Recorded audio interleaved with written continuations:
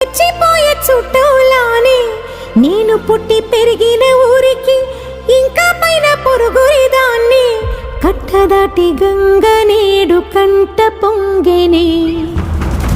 ఎంత ఎంత యాతనో ఎంత గుండె కోతనో ప్రాణమోలే పెంచుకున్న పిచ్చి నాన్నకు దూలమిరిగి భుజముపై పడిన పిడుగు పాటిది ఇంత కన్న నరకమే లేదు జన్మకు ఇంతేనేమో ఇంతవరకేనేమో ఈ ఇంట్లో నా కథ ఈ ఇంట్లో నీ కథ అంతేనేమో అంతులేని వేదనేమో ఆడపిల్లను కదా